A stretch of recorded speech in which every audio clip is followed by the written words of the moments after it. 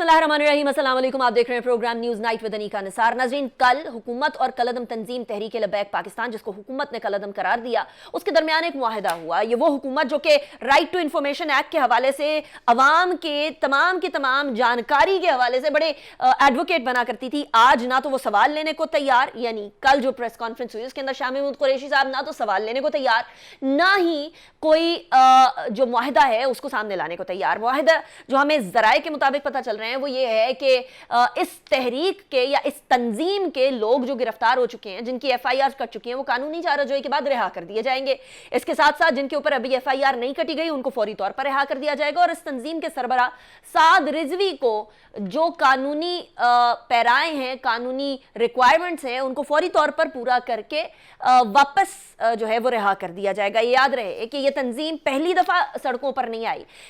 इस तंजीम का जब से मारज़ वजूद में आई 2015, उसके बाद से इस तंजीम ने धरनों, मारकुटाई, तोड़ फोड़ के जरिए अपने डिमांड्स को मनवाने का शेवा इख्तियार किया। 2017 के अंदर तहरीक लबैक पाकिस्तान ने सबसे पहला धरना किया। इस धरने के अंदर TLP ने अपना पहला मुजाहरा करते हुए इंतखाबी कानून के अंदर तरमीम के खिलाफ एक धरना दिया।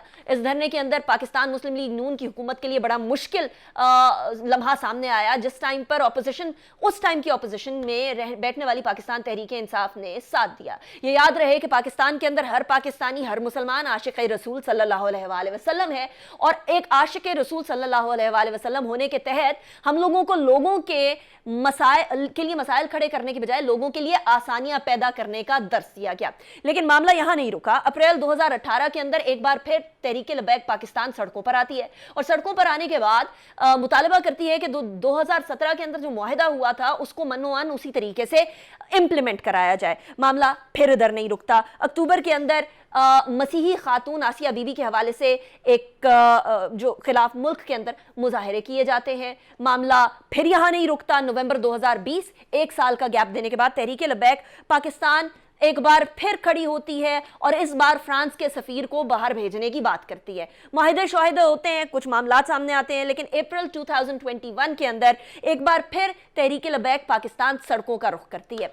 इस टाइम पर मुआहिदा पूरा ना होने के खिलाफ आवाज़ उठाई जाती है, लेकिन मामला सिर्फ यहाँ तक नहीं रुकता। वो चीज़ जो फ्रांस में हुई, जिसका हर आशिक़ रसूल सल्लल्लाहु अलैहि वसल्लम, हर पाकिस्तानी जिसको कंडेम करता है, जो यहाँ रहने वाले गैर मुस्लिम है वो भी कंडेम करते हैं, जो अक्लो फहम रखने वाले गैर मुस्लिम है वो भी आप सल्लल्लाहु अलैहि वसल्लम की शायान शान जो गुस्ताखी की गई उसको कंडेम करते हैं। उसके नाम के ऊपर पाकिस्तान के अंदर तोड़ फोड़ की गई, अमलाक को नुकसान पहुंचाया गया। मामला यहाँ नहीं रुका। अक्टूबर 2021 आता है और एक बार फिर हम पिछले 10 दिन से यही मामला देखते हैं। कल चीजें सॉल्व हुई, लेकिन आज मुफ्ती मुनीबुर रहमान ने एक प्रेस कॉन्फ्रेंस करते हुए इजहार बरहमी या एटलीस्ट डिसअपॉइंटमेंट का इजहार किया। क्या इसका मतलब यह है कि किसी भी तरीके से ये मुआहिदा जो हुआ, जिसके अंदर शाह महमूद कुरैशी साहब कल बैठे हुए थे, जिसके अंदर फवाद चौधरी साहब जो कि तहरीक लबैक पाकिस्तान के खिलाफ आवाज बुलंद कर रहे थे कि ये फसाद फैला रहे हैं, उनको साइड पे कर दिया गया। फिर रात गए जो मुलाकात हुई उसके अंदर शेख रशीद साहब को साइड पे कर दिया गया।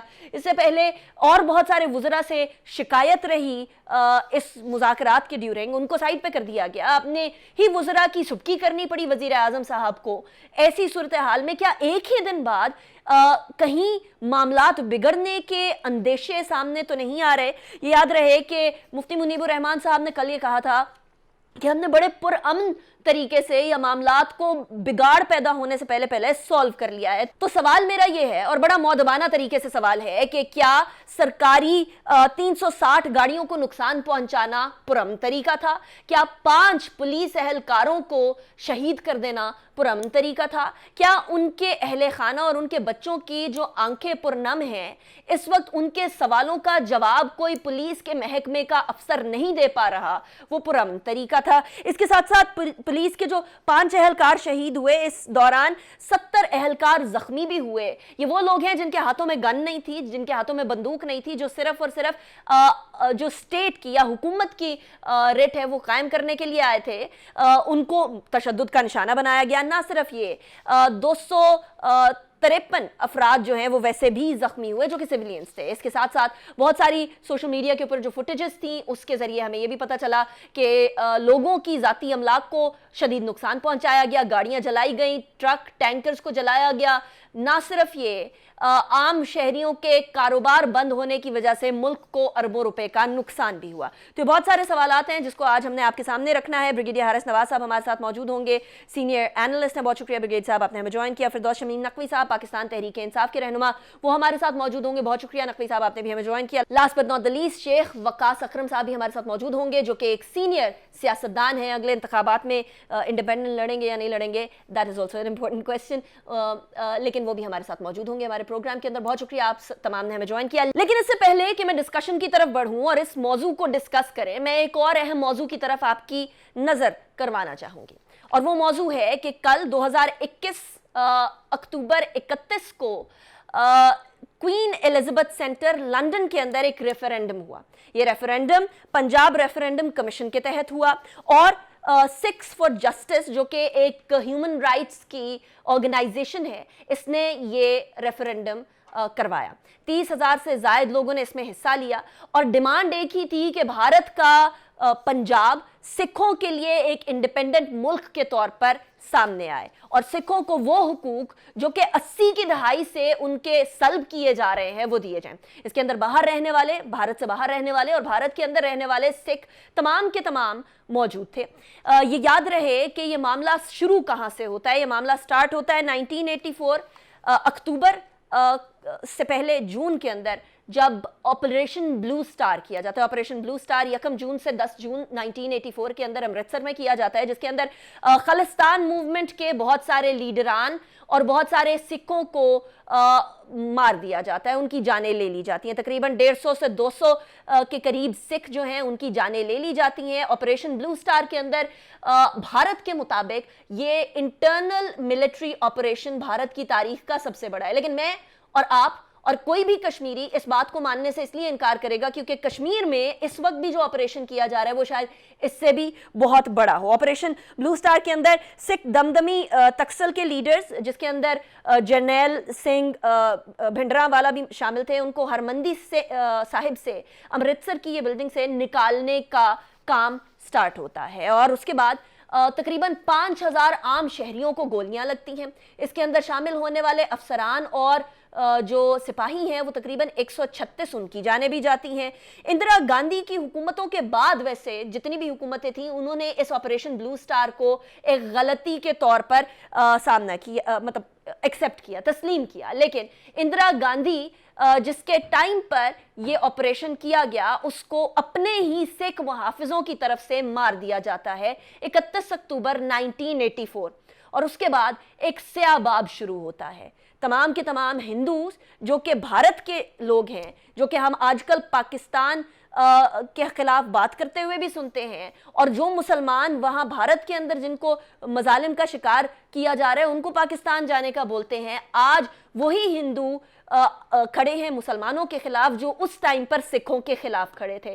1984 31 अक्टूबर इंदिरा गांधी के असैसिनेशन के बाद मामला मजीद पेचीदगी इख्तियार करता है और उसके बाद बेशुमार कहानियां हैं जो कि हमारे सामने आती हैं, हिस्टोरिकली सामने आती हैं। एक खातून है जमुना कौर जो कि कहती हैं कि मेरे 4 बेटों को मेरे सामने जला दिया गया और हम लोगों को बचाने की के लिए भी अलाउ नहीं किया। मैं अपने बेटों की आहें सुनती रही लेकिन मुझे उनको बचाने नहीं दिया गया और उनकी जानें इस तरह चली गई। उसके बाद फिर मोहिंदर कौर हैं, वो कहती हैं कि हम मुंबई के रास्ते में थे और एक दिल्ली के बाहर जो स्टेशन है उसके अंदर थे, मॉब जमा होता है, एक जम्मे गफीर जमा होता है और तमाम के तमाम जो सिख हैं उनके खिलाफ नारेबाजी शुरू होती है और कहते हैं कि उन्होंने जो मुल्क की या नेशन की माँ है उसको मार दिया है, इंदिरा गांधी को। तमाम के तमाम सिखों के खिलाफ जो स्टेशन पे मौजूद हैं उनको लोहे की सलाखों से मारा जाता है। कई सिख इसके अंदर जान की बाजी हार जाते हैं। शमनी कौर हैं, वो अपने मियाँ को, बेटे को और अपने 11 रिश्तेदारों को खो चुकी हैं।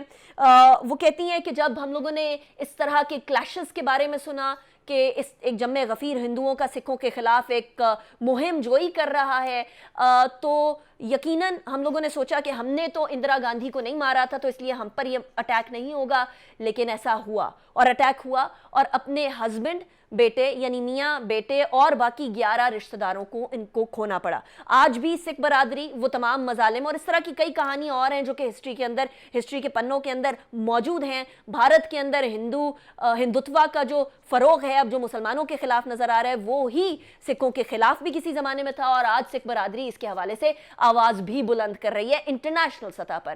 ابھی بریک کی طرف جائیں گے، بریک کے بعد واپس آئیں گے اور اس کے بعد ہم بات کریں گے یہ جو معاملہ پاکستان میں ہوا اس حوالے سے۔ See you after the break.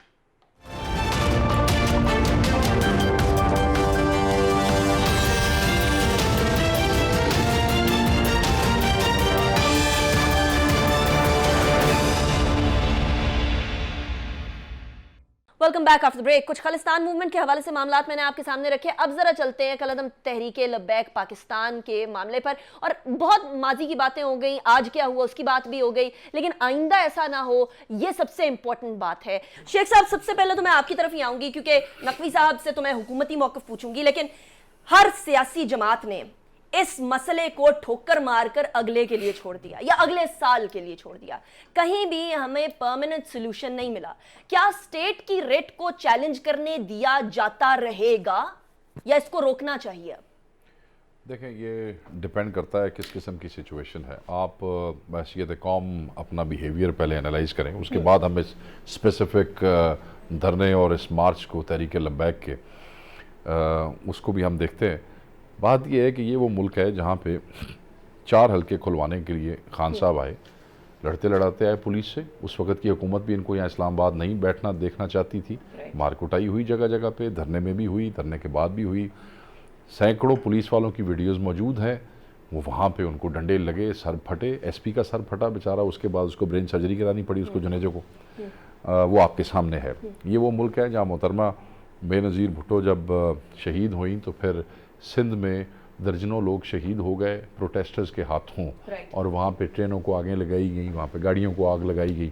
یہاں پہ ہر چھوٹے سیاسی غیر سیاسی ایشو کو منوانے کے لیے یہ ایک روایت، یہ ایک رویہ بن چکا ہے، اور اس میں تمام پارٹیاں شامل ہیں۔ میاں نواز شریف جب نکلے تھے مارچ لے کے، اور جب وہ پل سے پہلے ہی وہ ہو گیا تھا، وہ بھی ایک ہر پارٹی نے اپنے اپنے ٹائم میں اپنا اپنا مطالبہ کسی پلان کے مطابق منوانے کے لیے اسی قسم کا رویہ استعمال ہوا ہے۔ کہیں پہ کنفرنٹیشن زیادہ ہوئی، وہاں نقصان زیادہ ہو گیا، کہیں کنفرنٹیشن کم ہوئی، وہاں پہ شہادتیں کم ہو گئیں، مگر اس میں سب کا حصہ ہے، یہ ایک نیشنل بیہیویئر بن چکا ہے۔ اب ہم اس کو لے لیتے ہیں، اس مارچ کو۔ دیکھیں کالعدم تو میں اب اس کو اس لیے ابھی میں کالعدم نہیں کہتا ہوں، تو ایک ہفتے بعد پتہ چلے گا نا۔ میں اس لیے کالعدم نہیں کہتا ہوں کہ وہ ریفرنس بھیجیں گے، کیا ہوگا 15 دن میں بھیجا نہیں بھیجا، فیصلہ 100 ٹیکنیکلٹیز ہیں۔ اگر اس سے پہلے یہی آپ کے پاس خفیہ معاہدہ نکل ہے جس میں وہ کہیں گے نہیں جی ہم تو کالعدم کرتے ہی نہیں ہیں، تو پھر یہ سارا میڈیا اور یہ سارے لوگ جو گفتگو بار بار جان کے زبردستی زور دے رہے ہیں کالعدم، کیونکہ گورنمنٹ نے یہ لائن لے لی اچانک ہی ایک دن پہلے۔ منسٹر کہتا ہے کہ اسٹیٹ کا کام ڈنڈا چلانا نہیں ہے، اسٹیٹ ڈنڈا نہیں چلائے گی۔ اس بیچارے کو یہ بھی نہیں تھا پتا کہ پروسکرائبڈ، بین اور کالعدم کے درمیان فرق کیا ہوتا ہے، کیونکہ ہمارے دیکھنے میں جو کہ ساری زندگی کالعدم جماعتوں سے لڑا ہے، کوئی فرق نہیں ہوتا ہے۔ وہ جو ہے وہ جارگن کے اندر لوگوں کو پھنسا کے شاید اپنے حلقے میں سے نکلنا چاہتے ہیں، ٹھیک ہے، یہی طریقہ ہوتا ہے۔ کالعدم کو ہی بین کہتے ہیں اور بین کو ہی پروسکرائبڈ لکھا جاتا ہے ٹیکنیکل جارگن کے اندر، ٹھیک ہے جی۔ اچھا، اب کیونکہ میں خود ان سے لڑتا رہا ہوں اس لیے مجھ سے زیادہ کسی کو نہیں پتا اینٹی ٹیررزم ایکٹ کیا کہتا ہے، اس میں طریقہ کار کیا ہے، 4 شیڈول میں ڈالنے کا طریقہ کار کیا ہے اور نکالنے کا۔ تو وہ اسٹیٹ جو ہے نا وہ اجلت میں ایموشنل فیصلے نہیں کرتی ہوتی، ٹھیک ہے۔ اچھا یہ ایک اور مزے کی بات ہے، بار بار اس حکومت نے نا اور اس پی ٹی آئی کی ہمارے بھائیوں نے، انہوں نے بڑی عقل مندی سے جو ہے وہ حکومت کا بلیم اسٹیٹ پہ ڈالنے کی کوشش کی ہے۔ جیسے اچانک 2 دن آپ نے اپیز کیا ٹی ایل پی کو، اور پھر اچانک ہی وزیروں نے کہا کالعدم، تو سارا میڈیا کہنے لگا کالعدم۔ اچانک ہی حکومت نے اپنی نارائکی کا بوجھ جو ہے وہ ریاست پہ ڈال دیا۔ آپ مجھے یہ بتائیں کہ وہ معاہدہ جو کیا تھا اس کے اوپر دستخط حکومتی وزیروں نے کیے یا نہیں کیے؟ ٹھیک ہے. تو پھر آپ یہ لفظ ریاست پہ زور کیوں دے رہے ہیں؟ اپنی حکومت کی انکمپٹنس کیوں نہیں بتا رہے ہیں؟ آج آپ کہتے ہیں کہ وزلت میں ہو گیا تھا، آج آپ کہتے ہیں فیصلہ غلط ہو گیا تھا، اس کے کانسیکوینسز پھر آپ کی حکومتی غلطی کے صرف حکومت کو نہیں بلکہ پوری قوم کو بھگتنے پڑے. اس میں پولیس والے جو کہ نبی کے ماننے والے تھے وہ بھی ان کے، اور وہ دوسری طرف بھی عاشقان رسول تھے. اگر آپ صرف ایک سیاسی مطالبہ منوانے کے لیے بندے مار سکتے ہیں تو ایک ریلیجیس ایشو پہ جس کا آپ نے وعدہ کیا ہے اسٹیٹ کے نام پہ حکومت نے، تو آپ کیا سمجھتے ہیں؟ آپ یہ تو وہ ملک ہے جہاں ختم نبوت کی تحریکیں چلیں تو یہاں پہ مارشل لاز لگ گئے، یہاں پہ چیزیں کنٹرول میں نہیں رہی. تو میں یہ سمجھتا ہوں اس کا کوئی پرماننٹ سلوشن نہیں ہے. میں پچھلے 3-4 دنوں سے مختلف اینکرز یہ سوال کرتے ہیں اس کا پرماننٹ سلوشن کیسے ہے. مثلا یہ جو آج معاہدہ جس کی آپ ابھی بات کر رہی تھیں اور ڈیڑھ صاحب اس پہ بات کریں گے، آپ مجھے یہ بتائیں کہ ان شہادتوں کے بغیر یہی کام آج سے 8 دن پہلے نہیں ہو سکتا تھا؟ چلیں یہی سوال مجھے ذرا نقوی صاحب کی طرف لے کر جانے دیں. شارٹ سائٹڈنس ہے، آپ کو ہر چیز لیٹ سمجھ آتی ہے. The biggest blame on Pakistan Tehreek Insaf Naqvi صاحب is کہ آپ لوگ جب مسئلہ سر پر آ جاتے ہیں تو تب ریزولو کرتے ہیں. اس سے پہلے جب معاملات نظر آ رہے ہوتے ہیں، حکومت کے پاس ویسے بھی اسٹیٹ کرافٹ کمپلیٹ، اس کا تقاضا یہ ہے کہ فورسائٹ رکھی جائے اور معاملات کو وقت سے پہلے سالو کیے جائیں. آپ لوگ کہتے ہیں ٹھیک ہے جب سر پہ پڑے گی تو اس کے بعد دیکھیں گے، لیکن ابھی تو ہمیں یہ بھی نہیں پتا کہ کیا معاہدہ کیا اور کیا معاہدہ نہیں کیا. آپ کو یاد ہے پہلے والے معاہدے کے بعد کتنے مسائل ہوئے تھے، اس کے بعد دوبارہ کتنی توڑ پھوڑ ہوئی تھی. اور یہ موازنہ بھی آپ نے بہت زیادہ سنا ہوگا جو ابھی شیخ صاحب نے بھی کیا کہ پاکستان تحریک انصاف کا دھرنا اور یہ والی توڑ پھوڑ تو دونوں جگہ پر ہوئی، ایک جگہ ریلیجس ایک جگہ سیاسی. مجھے نہیں پتا، میں تو اس دھرنے کا حصہ تھا اور سارے دن تھا.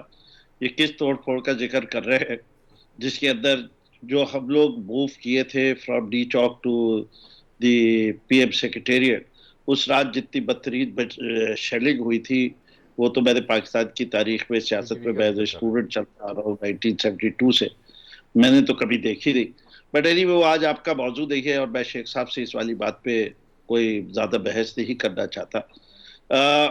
در حقیقت اس ملک کے اندر ریلیجس بگٹری ہے اور ہمارے ہاں اس وقت ایک کلیئر ڈیوائیڈ ہے کہ مذہب مسجدوں میں ہے اور حکومت جو ہے وہ حکومت چلا رہی ہے، اور لوگ جو ہے وہ اتنے ہی دونوں طرف سے مینیپولیٹ ہوتے ہیں، چاہے وہ مسجد کا ممبر ہو یا وہ حکومت میں حکمران. یہ ایک زمینی حقیقت ہے. اسلام کی تاریخ کو مد نظر رکھتے ہوئے دیکھا جائے تو صلح حدیبیہ اگر آپ لوگوں کو یاد ہو تو صلح حدیبیہ جب رسول اللہ صلی اللہ علیہ وسلم نے کی تھی تو بہت سارے اصحاب نے جو ہے وہ یہ کہا تھا کہ ہمیں سمجھ میں ہی نہیں آتا یہ کیوں. جب فتح مکہ پہ رسول اللہ صلی اللہ علیہ وسلم نے سب کو آپ معافی دی تھی، اس پہ وقت بھی بہت سارے لوگوں نے اس کے اوپر اعتراض اٹھائے. میرا نبی رحمت اللہ للعالمین ہے، اس کی اول کوشش خدا کی وحدانیت کو منوانا تھا. جہاں تک اس کی اپنی ذات کا تعلق تھا تو وہ تو جو اس کے اوپر کوڑا پھینکتی تھی اس کے گھر بھی چلے گئے تھے عیادت کرنے. جس خاتون نے ان کے چچا کا کلیجہ کھایا تھا جو ان کے بڑے عزیز چچا تھے، اس کو بھی انہوں نے اسلام قبول کرنے کی اجازت دے دی، اس کو کوئی سزا نہیں دی فتح مکہ پہ. یہ اسلام کا یہ رخ جب تک آپ نہیں کیا جائے گا اور جو رحمت للعالمین ہو اور جو خدا کا محبوب ہو اس کو دنیا کبھی کچھ نہیں کر سکتی. ان کا مقام وہاں تک پہنچتا ہی ہے. نقوی صاحب وہ آپ بالکل درست بات فرما رہے ہیں اور ہم بڑے دنوں سے یہ بات کر رہے ہیں. میں سولوشن کی طرف اس لیے جانا چاہ رہی ہوں بیکاز وی ہیو ہرڈ کہ معاملات پہلے ماضی میں کیا ہوئے اور اب کیا ہوئے. اب اگلی دفعہ یہ چیز نہ ہو، اس کا کوئی پرماننٹ سولوشن ہے حکومت کے پاس؟ دیکھیں اس کے پرماننٹ سولوشنز کے اندر بہت ساری چیزیں کرنے کی ضرورت ہے اور کچھ کی بھی جا رہی ہے اس کے اوپر. پہلی چیز تو یہ ہے کہ آپ یہ دیکھیے کہ مین ڈیمانڈ کیا تھی تحریک لبیک پاکستان کی. مین ڈیمانڈ یہ تھی کہ فرینچ ایمبیسڈر کو ملک سے باہر نکال دیا جائے. We have said that demand stands withdrawn. When it stands withdrawn, تو who has given it up? ہم نے جو کہا ہوا تھا، ہماری ڈیمانڈ یہ تھی کہ تحریک لبیک کو یہ جو راستہ اختیار کیا گیا ہے جس کے اندر وہ اسٹیٹ کی ریٹ کو چیلنج کرتے ہیں یا وہ وائلنس میں جاتے ہیں، دیٹ از ناٹ ایکسیپٹیبل. اس پہ بھی ان سے کمٹمنٹ لیا گیا کہ جی وہ آئندہ یہ کام نہیں کرتے. نقوی صاحب فرینچ ایمبیسڈر والی ڈیمانڈ اس بار نہیں تھی. فرینچ ایمبیسڈر والی ڈیمانڈ جو ہے وہ گئی، وہ پرانی ہو گئی تھی پچھلے معاہدے میں بھی نہیں، پارلیمنٹ میں لے جانے کی بات پارلیمنٹ تھی۔ کے اندر، بالکل ابھی بھی بات تھی اس سے کہ اس کے اوپر شیخ رشید صاحب کا اگر آپ کو بیان یاد ہو، انہوں نے آ کے کہا کہ French ambassador is no longer in Pakistan, ہے ہی نہیں یہاں تو نکالے کس کو؟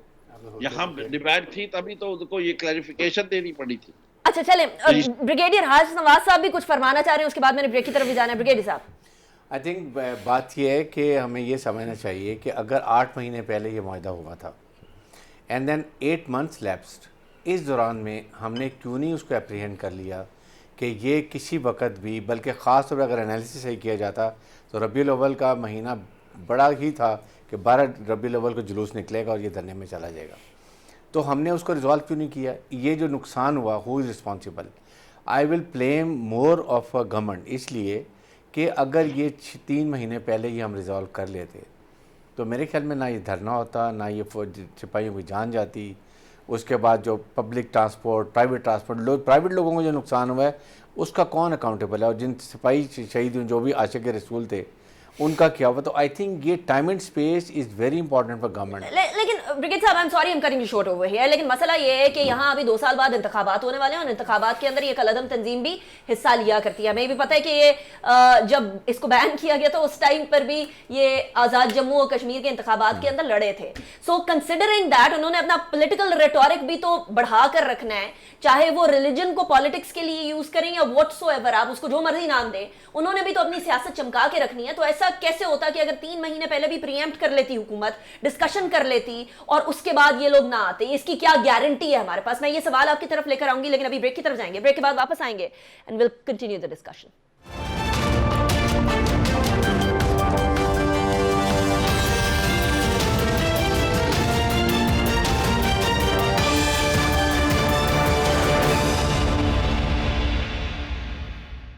ویلکم بیک آفٹر بریک پہ جانے سے پہلے ایک سوال بریگیڈ صاحب آپ کے سامنے رکھا تھا کہ کیا گارنٹی ہے کہ اگر 3 مہینے پہلے بھی پریمپٹ کر کے حکومت کوئی اس کے اوپر ایکشن لینا شروع کر دیتی تو یہ لوگ نہ آتے، کنسیڈرنگ کہ 2 سال بعد انتخابات ہونے؟ بات یہ ہے کہ گورنمنٹ کو پہلے تو اپنی ریٹ قائم کرنے کی ضرورت ہے۔ گورنمنٹ نے اپنی ریٹ بہت ویک کیا، اور یہ 5-6 دفعہ، 6 ٹائم جب یہ دھرنا ہوا ہے، جس کی وجہ سے دے گاٹ انکریجڈ۔ اور اس کے بعد آپ نے ہر دفعہ معاہدہ کیا، پھر اس کو پورا نہیں کیا، پھر اس کے بعد آپ نے ان کو ٹائم پہ اس کو ڈیسائیڈ نہیں کیا، اور آپ نے ان کو پولیٹیکل زیادہ strength they the. And now ultimately you have officially announce کہ آپ ان کو مین اسٹریم میں لے کر آئیں گے، کالعدم سے ختم کریں گے، اور it will be like other party like Maulana Jamaat اسلامی ہے، جماعت اسلام فضل الرحمان ہے، اور ابھی ایک یہ TLP بن جائے گی، تو یہ ریلیجس گروپ بنے گا۔ لیکن امپورٹنٹ یہ ہے کہ یہ اگر ایشو جس طرح ہوا، اس سے یہ مجھے بتائیے کہ سافٹ امیج آف پاکستان دنیا میں گیا ہے یا ڈینجرس امیج آف پاکستان گیا ہے؟ That is a big question mark. We must understand کہ جو ان کی اپریہینشن ہے یورپ کی، امریکہ کی، یا ڈفرینٹ کنٹریز کی، کہ پاکستان کے nuclear assets are not safe, they can fall into the hands of religious extremist element, جس کی وجہ سے آئی ووڈ سے کہ this was one of the factor کہ وہ افغانستان میں آئے تھے۔ وہ 300-400 القاعدہ کے لوگوں کو مارنے تو نہیں آئے تھے، that a grand design. Iran تھا، چائنا تھا، سینٹرل ایشیا سے موت میں آگے بیٹھ گئے۔ لیکن کیا اس کی وجہ سے یہ والا نیریٹو ڈیمیج ہوتا ہے؟ اسپیشلی شیخ صاحب، میں آپ کی طرف آؤں گی۔ اب مسئلہ یہ ہے کہ حکومت کی طرف سے یہ بات کہے جانا، کنسیڈرنگ کہ کچھ وزراء نے بڑا اس کے اوپر ہارڈ سٹینس لیا تھا، فواد چودھری تھے، کچھ شیخ صاحب نے بھی لیا تھا انیشلی، کنسیڈرنگ کہ اب یہ لوگ ہر بار آئے ہیں، جتنے میں نے آپ کو گنوائے ہیں، جتنی دفعہ یہ لوگ دھرنا کرنے آئے ہیں، کچھ نہ کچھ اچیو کر کے گئے ہیں، اب بھی اچیو کر کے گئے ہیں۔ ابھی بھی ان کے جو رہنما ہیں ان کی گرفتاری جو ہوئی ہے وہ واپس ہونے کی بات ہو رہی ہے، جو عدالت کے اندر معاملے ہیں وہ عدالت کے ذریعے سالو ہوں گے، جن کے ابھی FIRs نہیں کٹی وہ FIRs کے بغیر ہی باہر آ جائیں گے۔ آل دیز تھنگز دے مین کہ ان لوگوں نے اچیو کیا ہے، اور حکومت ایک ویک فوٹنگ پہ تھی۔ ایسے میں تو کوئی بھی اٹھے گا، کوئی بھی آ جائے گا، کوئی بھی دھرنا کرے گا اور اپنے معاملات کو منوا لے گا، چاہے ڈیمانڈ جائز ہو یا ناجائز ہو۔ شیخ صاحب دیکھیں، اس کا فیصلہ تو حکومت نے کرنا ہے، اور حکومتی اداروں نے کرنا ہے، اور قومی سلامتی کے ریاستی اداروں نے کرنا ہے، کہ پھر دوبارہ بات آ جاتی ہے کہ یہ جو بار بار TLP کا آنا ہے، اس میں بدعہدی کا ایلیمنٹ بہت زیادہ ہے۔ جب آپ عہد کرتے ہیں تو پھر آپ کو اس کو پورا کرنا چاہیے۔ جیسے میں نے آپ کو کہا کہ لاسٹ ٹائم جو 37 شہادتیں لاہور میں ہوئیں، TLP کی ہوئیں، وہاں آپ نے سعد کو گرفتار کیا، اور وہاں جب آپ نے گرفتار، اور سعد کی وہ رہائی کے لیے تھا، पीर उज़ाम मशाइख का वफ्द बीच में बैठा, राइट 2 दिन और 2 रातें लगा के मामला तय किए, उसके नतीजे में वो धरना ख़त्म हुआ लाहौर वाला। बाकी इन्होंने पूरे पाकिस्तान से ख़त्म कर लिए थे, लाहौर वाला रह गया था अगर आपको याद है। और फिर साथ ही अगले दिन 7 को छोड़ दिया, वो भी एक पूरे मुआहदे के मुताबिक। Right. ठीक हो गया जी। उसके 2 दिन बाद दोबारा गिरफ्तार कर लिया। और वो जितनी कमिटमेंट्स उस वक्त हुई थी उनमें से कोई भी वो नहीं की गई। तो अब तो ट्रस्ट डेफिसिट ज्यादा हो गया ना शेख साहब, अब वो हुकूमत पे ट्रस्ट नहीं कर रहे, हुकूमत उन पे नहीं ट्रस्ट जी, नहीं अब कर तो रही देखें है। उनकी गारंटी दी है मुफ्ती मुनीबुर रहमान साहब ने, ठीक और है। हुकूमत की गारंटी दी है शाह महमूद कुरैशी साहब ने। राइट। तो अब ये दोनों साहिबान जो हैं इस बात को इंश्योर करें कि दोनों अतराफ जो हैं वो अपने अपने मामलात पे रहें। मैं ये समझता हूँ, बार बार कह रहा हूँ कि स्टेट जो बात करे वो करे सोच समझ के, उजलत में ना करे, जज्बाती होके ना करे, जो मुमकिन है वो करे और वही वादा करे और फिर उसको पूरा करे। और चीज़ें ऐसे ही टाइमली जो है वो हैंडल होती हैं। इसके अलावा there is no other way. आप अगर बात करेंगे, ये रिलीजियस सेंटिमेंट है, इसको आप नहीं कंट्रोल कर सकते हैं। जब एक आदमी कहता है कि मैंने अगले दिन भी एक मिसाल दी, मेरा एक मार्केटिंग मैनेजर है वहाँ का, मेरा मार्केटिंग मैनेजर है फैसलाबाद डिवीजन का, वो रिज़ाइन दे के चला गया कि पता नहीं इस दुनिया में अब नबी की मोहब्बत में शहीद होने का मौका मिलेगा या नहीं मिलेगा, मैं जा रहा हूँ। वो रिज़ाइन दे के चला गया। एक आदमी मरने के लिए जा रहा है, उसको आप क्या बंदूकें दिखाते खड़े हैं? ठीक है। और ऐसे ही हुआ है, आप उनके बंदे वहाँ। सो अब वो जो बेचारे पुलिस वाले शहीद हो गए, Yeah. वो भी तो वो भी आशिक मुसलमान वो भी हैं, आशिक रसूल थे, नबी वो के भी मानने अल्लाह के वाले मानने हैं, वाले, और नबी वो के बेचारे मानने ड्यूटी बाउंड थे। बिल्कुल। ठीक है ना जी। तो अब ये फैसला किसने करना है?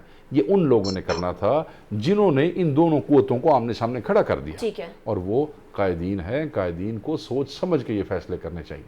कायदीन दोनों अतराफ के, यस या एक- सरकार सरकार। जिम्मेदार सरकार होती है। देखें, मुल्क में होने वाले किसी भी काम की जिम्मेदार सरकार होती है। ठीक है। अपने फिरदौस ज़हन में शमीम रखिए। नकवी साहब कायदीन थे जिन्होंने आमने सामने खड़ा उनके किया, कायदीन तो गिरफ्तार थे ना जी, वो तो अंदर थे, अंदर वाले कायदीन तो आपके ऊपर सारा मलबा आ गया। अभी आपने बात सुन ली है, I don't need to further elaborate it, कि आप लोगों ने सामने आमने खड़ा किया था तो या तो पुलिस वालों को भी तैयार करते, सिर्फ राइट गियर में ना खड़ा करते उनको, या फिर ये कि मामलात को अभी जो बातचीत से रिजॉल्व करने थे उससे पहले ही बातचीत से रिजॉल्व कर लें, या अभी भी अगर आपको मामलात आगे खराब होते हुए नजर आते हैं तो अभी से इसके ऊपर काम करना शुरू कर दिया जाए। जो माहिदा सामने हमारे सामने कुछ कुछ आ रहा है, इस माहिदे के ऊपर पहले से काम करना स्टार्ट कर दें ताकि आने वाले 2, 3, 4, 5 महीनों के अंदर दोबारा हमें ये सिचुएशन ना देखनी पड़े। अच्छा अधिका, देखिए आपने बयानिया दे दिया, हम कुछ भी करते मलबा हमारी तरफ आता था, इसलिए कि अगर एक टफ स्टैंस लेके और उसमें कोई 20, 25, 30 लोग मारे जाते तो तब भी आता कि ये जालिम हुकूमत है, दहत्ते शहरियों के ऊपर जुल्म किया और ये किया, उसके रिटेलिएशन में वो लोग रिएक्ट करते और गाड़ियां जलती और इब्लाक जलती, और फिर भी यही कहा जाता कि हुकूमत वक्त का फैसला गलत था। इससे कि रास्ता तो बड़ा आसान है ना, एक रास्ता तसादुम का रास्ता है कि जिसके लिए हमने उनको वार्निंग दी, हमने रेंजर्स को बुलाया, हमने कह दिया we are serious about it, if you don't back of तो हम अपने रिजॉल्व में हमने रास्ते काट दिए, हमने कंटेनर रख दिए और अपना रिजॉल्व शो कर दिया कि हम आपको नहीं जाने देंगे। और अब वो स्टेलमेट की तरफ जाके हम किसी को जिद नहीं रखी। हुकूमत ने ये जरूर देखा कि ये जो तब्दीली लाने की जरूरत है वो एक दिन में नहीं आएगी। ठीक है। ये पाकिस्तान के अंदर ये जो माहौल है, जो इस वक्त की सूरत हाल है कि सियासी जमातें कोशिश करती है कि किसी तरीके से लाश मिल जाए, वे उस लाश को कंधे उठा के गली गली घूमे और लोगों को रैली का कॉल दे। इस वक्त पीडीएम भी निकलने को तैयार है नकवी बाहर। साहब, पीडीएम ने तो इस बार आप लोगों का बड़ा साथ दिया एक तरह से। आज शहबाज शरीफ साहब भी फरमा रहे थे कि हम लोगों ने किसी भी तरीके से इस तहरीक का हिस्सा नहीं बने, वेयर एज जब पाकिस्तान मुस्लिम लीग नून के जमाने में ये शहबाज शरीफ साहब ने बोला, शाह महमूद कुरैशी साहब उधर गए थे। आपको पता है कि पाकिस्तान तहरीक इंसाफ, वजीर आजम साहब ने फरमाया था कि मेरा बस नहीं चलता, मैं उधर जाके बैठ जाऊं। मैं जो है आपको इसे देखिए, सूरत हाल ये PDM is not only PMLN. अभी तक पीएमएलएन में इतनी जान नहीं है कि वो अकेला कुछ कर सके। उनकी जो मैन पावर आती है वो जेयूआईएफ से आती है, उनकी आती है जेयूआई दुरानी से आती है, उनकी आती है अहले हदीस से, ये सब थे। नहीं, लेकिन ये बात तो अग्री करें ना कि आपको अपोजिशन बड़ी फ्रेंडली मिली है। अभी उन्होंने कुछ नहीं किया, वो इसको एक्सप्लॉइट कर सकते थे। किसने कहा? वो सारी जमातें मौजूद थी टीएलपी के उसके अंदर। آپ پڑھے اس سے رپورٹس جو آ رہی ہے. وہ جماعتوں کے طور پر نہیں انڈیویجولز ہو سکتے ہیں نقوی صاحب، لیکن جماعتیں موجود نہیں تھیں. جو ریجنل آرگنائزرز ہیں وہ پائے گئے ان جگہوں پہ. چلیں ٹھیک ہے بریگیڈ صاحب لاسٹ کامنٹ. دیکھیں بات یہ ہے کہ ریجنل آرگنائزر تھا موجود تھے. ٹھیک ہے نوٹڈ نقوی صاحب لاسٹ کامنٹ. دیکھیں ایک ہمیں ایکسیپٹ کر لینا چاہیے کہ اس دفعہ واقعی اپوزیشن نے اس طرح نہیں ایکسپلائٹ کی سچویشن جو پہلے ہوتی رہی ہے، اور اگر کچھ لوگ گئے ہوں گے وہ وہی ہوں گے جو ریلیجیس موٹیویٹڈ لوگ ہوں گے، جو انڈیویجول لیول پہ گئے ہوں گے، جن کی یہ تھنکنگ ہے کہ جی ہم عاشق رسول ہیں اور ہم یہ موقع مل رہا ہے شہادت کا، حالانکہ ناٹ ریلائزنگ کہ سب مسلمان عاشق رسول ہیں and everybody has a love for prophet Muhammad peace be upon him. تو وہ تو اس پہ کوئی ڈاؤٹ نہیں ہے، لیکن بات یہ ہے کہ یہ بڑا خطرناک ٹرینڈ ہے. اس لیے خاص طور پہ انیکا کہ ادھر دیکھ لیں آپ کے ساتھ ٹی ٹی پی ہے، ٹی ایل پی ہے، پھر جے یو ایف ہے، یہ ایک امیج جو ہمارا جا رہا ہے، یہ I think we need to change that and that is an important point. Brigadier Haris Nawaz صاحب بہت شکریہ. شیخ صاحب quickly. میں صرف یہ کہنا چاہتا ہوں فردوس بھائی کی بات کو آگے لے کے چلتے ہوئے کہ میں پہلے دن سے اس بات کا حامی ہوں کہ مذاکرات ہونے چاہیے اور یہ ختم ہونا چاہیے.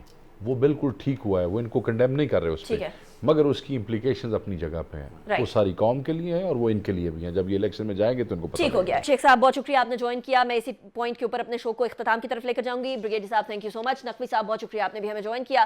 ناظرین اسی کے ساتھ ہم لوگ کسی اور کی غلطی کو اپنے ملک کے لوگوں پر غصہ اتار کے شاید عاشق رسول ہونے کا حق ادا نہیں کر سکتے، کیونکہ میرے نبی صلی اللہ علیہ وآلہ وسلم نے مجھے یہ درس دیا کہ کسی کے راستے میں سے پتھر بھی ہو تو وہ ہٹا دو کہ کسی کو تکلیف نہ پہنچے.